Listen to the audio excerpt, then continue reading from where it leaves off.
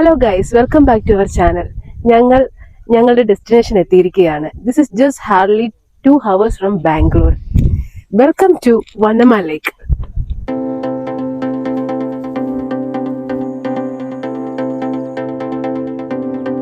മേളില് കോളിഫ്ലവറിന്റെ കൃഷിയുണ്ട്.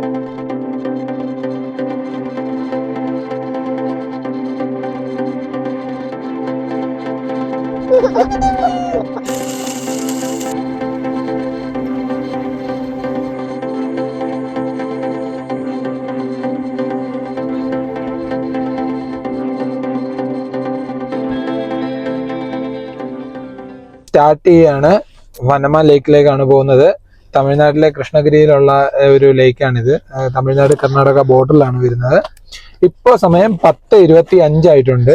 അപ്പൊ ഇതിൽ കാണിക്കുന്നത് 12:33 നമ്മൾ എത്തുമെന്നാണ്. 2 hours ജേർണി കാണിക്കുന്നുണ്ട്. ടോട്ടൽ ഇവിടുന്ന് 69 കിലോമീറ്റർ ഉണ്ട്, അതായത് നമ്മുടെ ബെൻസൺ ടൗണിൽ നിന്ന്. അപ്പോ സ്റ്റാർട്ട് ചെയ്യാം.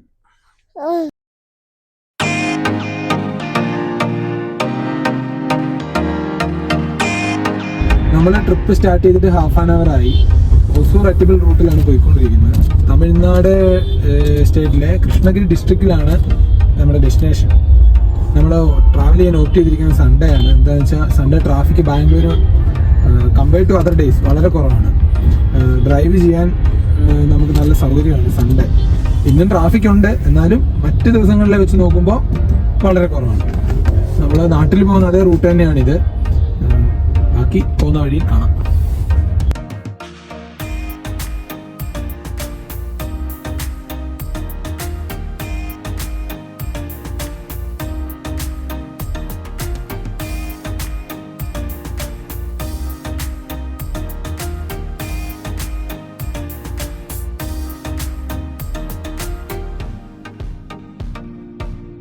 മെയിൻ റോഡിൽ നിന്ന് ഒരു പോക്കറ്റ് റോഡിലേക്ക് കയറിയിരിക്കുകയാണ്. ചെറിയ വഴിയാണ്, ഒരു ഗ്രാമത്തിനിടയിൽ കൂടെയുള്ള വഴിയാണെന്ന് തോന്നുന്നു.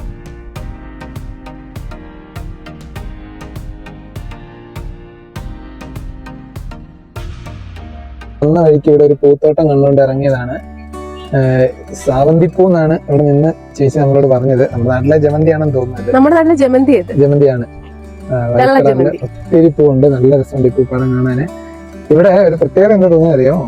സാധാരണ ഇങ്ങനത്തെ പൂപ്പാടത്തിൽ ചെല്ലുമ്പോൾ അവർ കയറ്റാറില്ല.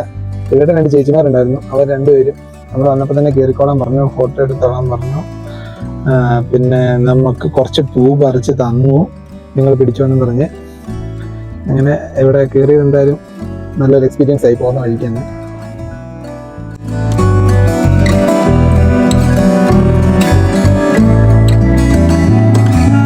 இந்த ஒரு தோட்டம் மட்டுமா வச்சிருக்க? இருக்கா?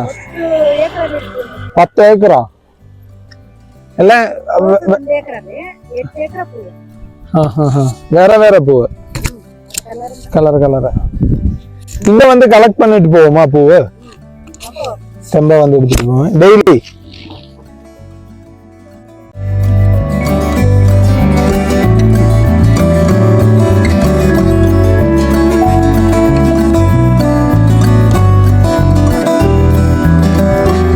ചെറിയ പൂന്തോട്ടത്തിന്റെ അവിടുന്ന് ഒരു 100 മീറ്റർ പോലും മുന്നോട്ട് വന്നില്ല. അതിന് മുന്നേ തന്നെ അടുത്ത പൂന്തോട്ടം എത്തിയിരിക്കുകയാണ്. ഇത് എന്താ പൂവാന്ന് ചോദിക്കാൻ, ജമന്തി എന്ന് തോന്നുന്നു. മഞ്ഞ ജമന്തി. ഇതിന്റെ തൊട്ട് മേളില് കോളിഫ്ലവറിന്റെ കൃഷിയുണ്ട്.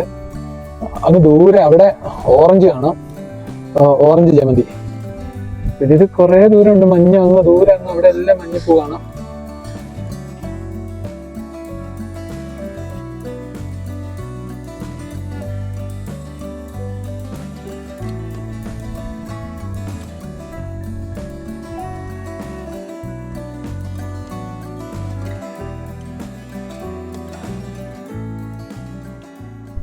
അപ്പൊ നമ്മൾ എത്തിയിരിക്കുകയാണ് ഡെസ്റ്റിനേഷനിൽ.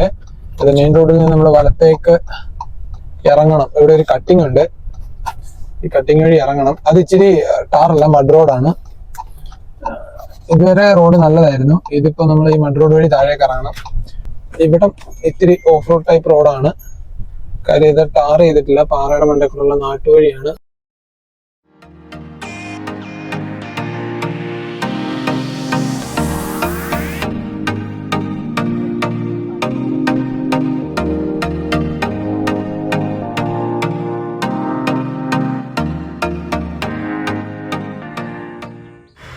അങ്ങനെ നമ്മൾ ലൊക്കേഷൻ എത്തി. നമുക്ക് മുന്നേ കുറേ ആളുകൾ വന്നിട്ടുണ്ടായിരുന്നു. ഞായറാഴ്ച ആയതുകൊണ്ട് എല്ലാവരും ഇവിടെ വന്ന് അവരുടെ ഈവനിങ് സ്പെൻഡ് ചെയ്യാൻ വേണ്ടിയിട്ട് ഫാമിലിയായിട്ട് എത്തിയിട്ടുണ്ട്.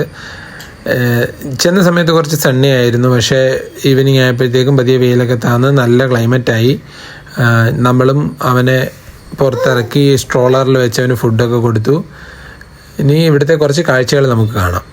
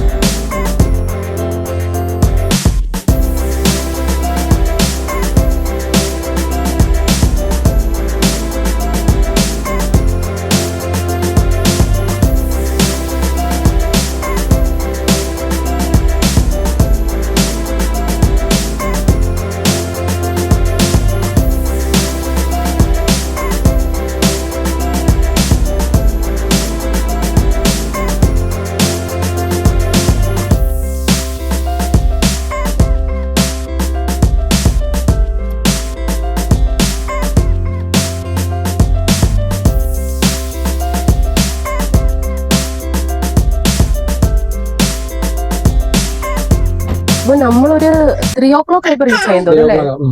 പക്ഷെ ഭയങ്കര സണ്ണി ആയിരുന്നു. അതുകൊണ്ട് ഞങ്ങൾ കുറച്ചു നേരം കാറിൽ വെയിറ്റ് ചെയ്തു. ഇപ്പൊ ഒരു 4:30 ആയിട്ടുണ്ട്. 4:30 ആയപ്പോഴത്തേനും ഓൾമോസ്റ്റ് നല്ല ക്ലൈമറ്റ് ആയിട്ടുണ്ട്. പിന്നെ ഇവിടെ അടുത്തായിട്ട് നമ്മൾ നോക്കുവാണെങ്കിൽ നിയർ ബൈ റെസ്റ്റോറൻറ്റ്സ് ഒന്നുമില്ല. സോ ഒരു 2 kilometer ബിഫോർ ആയിട്ട് റീച്ച് ആവുന്നതിന് മുന്നായിട്ട് ഒരു ചെറിയ ടൗൺ ഉണ്ട്. അവിടുന്ന് നിങ്ങൾ വാട്ടറും സ്നാക്സും എന്തെങ്കിലും ഒക്കെ വാങ്ങിക്കുന്നത് നല്ലതായിരിക്കും. ഇവിടെ വന്നു കഴിഞ്ഞാൽ പിന്നെ എങ്ങോട്ടും പോയി മേടിക്കാൻ പറ്റത്തില്ല, തിരിച്ചു പോകണം, വന്ന വഴി തിരിച്ചു പോകേണ്ടി വരും. അതുകൊണ്ട് എല്ലാം ആയിട്ട് വരുന്നതായിരിക്കും നല്ലത്. പിന്നെ ക്യാമ്പിംഗ് സെറ്റപ്പ് ഒക്കെ ഉണ്ട്. എല്ലാവരും ചെറിയ ടെന്റും ഒക്കെ ആയിട്ട്, ഞങ്ങൾ ചെറിയൊരു ഷീറ്റൊക്കെ ആയിട്ടായിരുന്നു വന്നത്. അപ്പോ എനിവേ വരുവാണെങ്കിൽ ഒരു 4:30 കണക്കാക്കി വരുന്നതായിരിക്കും ബെറ്റർ. അതാകുമ്പോൾ ക്ലൈമറ്റ് എല്ലാം ഓക്കെ ആവും. കുറെ ഫാമിലീസ് വന്ന് കുക്കിംഗ് വരെ ചെയ്യുന്നുണ്ട് ഇവിടെ ഇരുന്ന്. അതെ, നമ്മള് റെഡി ടു ഈറ്റ് ഐറ്റംസ് ആയിട്ടാണ് വന്നത്. പിന്നെ ഇവിടെ കൊണ്ടുവന്ന് കഴിഞ്ഞപ്പോ ഇപ്പൊ കുഞ്ഞിന് ഭയങ്കര സന്തോഷമായി. അവൻ ഇവിടെ കിടന്ന് നല്ല എൻജോയ് ചെയ്യുന്നുണ്ട്. വേറെ വണ്ടികളുടെ ശബ്ദമോ ഒന്നുമില്ല. ഇത് ഭയങ്കര ഒരു ഉൾഗ്രാമൻ പ്രദേശമാണിത്. അപ്പോ ഇവിടെ വേറെ വണ്ടികളുടെ ശബ്ദമോ അങ്ങനത്തെ പ്രശ്നങ്ങളോ ഒന്നുമില്ല. ഇവിടെ ഇത് ലേക്ക് കാണാൻ വരുന്നവർ മാത്രമേ ഉള്ളൂ ഇതിന്റെ സറൗണ്ടിങ്സിൽ ഇപ്പൊ. അപ്പൊ അതുകൊണ്ട് ഫുള്ള് നമുക്ക് ഇങ്ങനെ കിളികളുടെ ശബ്ദവും നേച്ചർ ഫ്രണ്ട്ലി ആയിട്ട് നമുക്ക് കുറെ നേരം ഇരിക്കാം. പോകാൻ തോന്നുന്നില്ല, വന്നു കഴിഞ്ഞാൽ ഇവിടെ കുറെ നേരം ഇരിക്കാൻ തോന്നുന്നു. അതുപോലെ തന്നെ നിങ്ങൾക്ക് ഇത് വേണേ ഒരു 2-day ട്രിപ്പ് ആയിട്ട് വേണമെങ്കിലും വരാം. കാരണം ഇവിടെ നിയർ ബൈ വേറെ പ്ലേസസും ഉണ്ട്. അഞ്ചട്ടി ഫോൾസ്, ഹൊഗനക്കൽ, അതുപോലെ തന്നെ വേറെ റായക്കട്ടി ഫോർട്ട്, പിന്നെ കൃഷ്ണഗിരി ഡാം, ഇതെല്ലാം വിത്തിൻ 60 kilometer ആണ് ഇവിടുന്ന്. അപ്പൊ ഒരു 2-day ട്രിപ്പ് ആയിട്ട് വരണമെങ്കിൽ അങ്ങനെയും പ്ലാൻ ചെയ്യാം. ഈ ട്രിപ്പ് ആണെങ്കിൽ ഇപ്പൊ നിങ്ങൾ ഇത് മാത്രം ഉദ്ദേശമാണ് വരുന്നതെങ്കിലും ഇത് അതിനുള്ളതുണ്ട്. കാര്യം നമ്മൾ ശരിക്കും ഈ ഒരു ഒറ്റ ഡെസ്റ്റിനേഷൻ ഉദ്ദേശം വന്നതാണെങ്കിൽ പോലും നമുക്ക് വഴിയിൽ വെച്ച ജെയിൻ ടെമ്പിൾ കിട്ടി. അതുപോലെ തന്നെ ഇങ്ങോട്ട് വരുന്ന വഴിക്ക് കുറെ പൂപ്പാടങ്ങള്, നമുക്ക് സമയം പോകും. ഇവിടെ മാത്രമായിട്ട് എന്നുള്ള രീതിയിലേക്കല്ല, നമ്മൾ വരുന്ന വഴിക്ക് എല്ലാം കണ്ടു വരാൻ നമുക്ക് പറ്റും. അതുപോലെ തന്നെ നമ്മൾ ഇങ്ങോട്ട് വന്നപ്പോൾ ഒരു പൂപ്പാടം കാണാൻ കയറിയതാണ്. അവിടെ ഇവിടുത്തെ ലോക്കൽ കർണാടക സ്ത്രീയും പിന്നെ ഒരു തമിഴ്നാട്ടിലെ ആളുമായിരുന്നു ഉണ്ടായിരുന്നത്. അവര് നമുക്ക് നല്ല ഇതായിട്ട് സാധാരണ അങ്ങനെ പൂപ്പാടത്തിലേക്ക് കയറ്റില്ല. അവര് നമ്മളെ അവിടെ ഒരു പ്രശ്നമില്ലായിരുന്നു. കയറി നമ്മൾ ഫോട്ടോ എടുത്തു. നമുക്ക് കുറെ പൂക്കളൊക്കെ തന്നു. എല്ലാം ഫ്രീ ആയിട്ടല്ലേ? എല്ലാം ഫ്രീ ആയിട്ട്. പിന്നെ കുറെ ഫോട്ടോസ് എടുത്തു. പിന്നെ നമ്മൾ പോരാൻ നേരം നമ്മുടെ കുറച്ച് ചിപ്സും ചക്രവർത്തി അത് നമ്മൾ കൊണ്ട് കൊടുത്തു. അത് ഭയങ്കര സന്തോഷമായി. നമ്മൾ അങ്ങനെ ചെയ്തു. ആ ലൊക്കേഷൻ ഞങ്ങൾ ഡിസ്ക്രിപ്ഷനിൽ ആഡ് ചെയ്യാം. നിങ്ങൾക്ക് വരുന്ന വഴിക്ക് അവിടെ കയറണമെങ്കിൽ കയറുകയും ചെയ്യാം.